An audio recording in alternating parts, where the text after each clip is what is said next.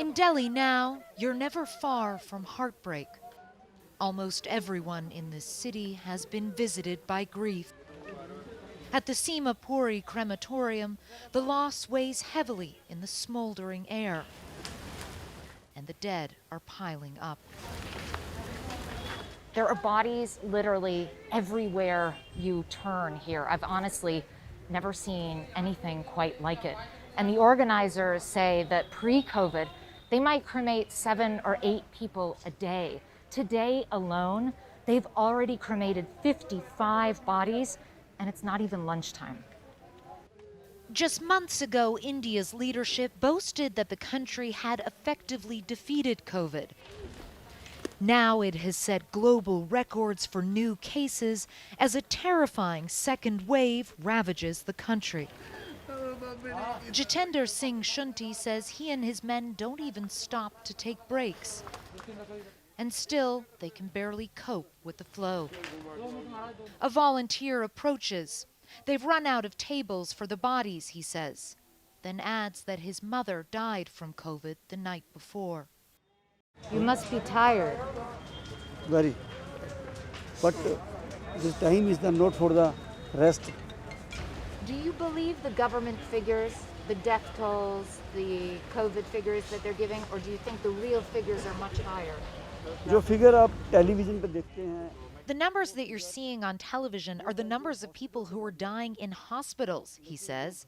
They're not factoring in the people who died at home in isolation. If those numbers are added, the actual number will go up by 3 times.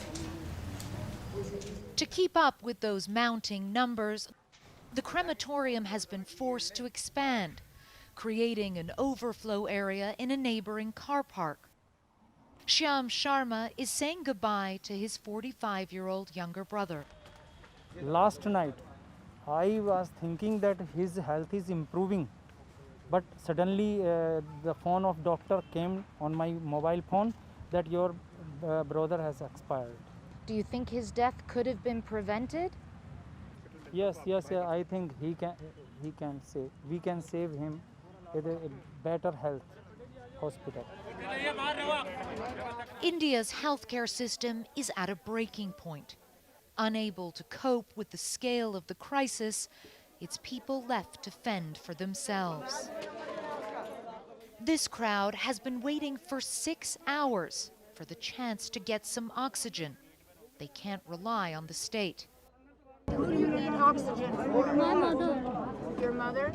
How old is she? 47. And is her oxygen very low? She's in very critical condition. 58%. 58%, right. And we are trying since morning. We are not getting the oxygen anywhere. How many places have you been to? 19. 19. Since morning, since 6 a.m.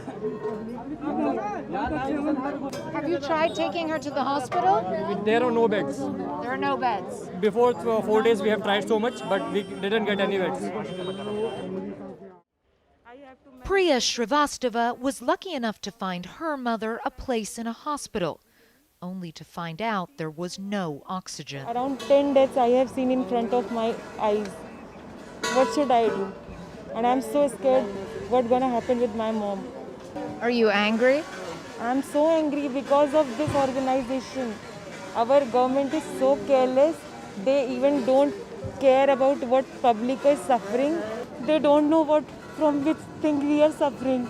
There are so many people who are standing over here and fighting for this thing. Her mother is now in critical condition. Like many here, she feels completely overwhelmed. For those who can't source their own oxygen, this is the only option. A drive-in oxygen center by the side of the road. A woman arrives unconscious in a rickshaw. Several hospitals have already turned her away. They simply didn't have the beds. Now she is relying on the kindness of strangers. Her sons work desperately to try to revive her.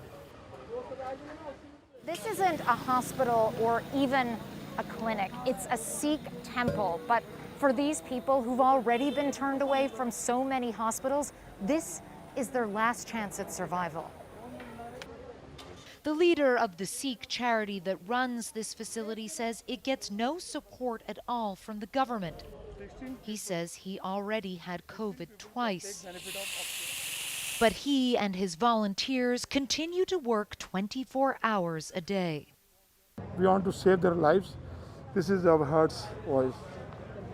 It must hurt your heart to see the way your people are suffering. Yes, madam. Many times we cry also. What is going on?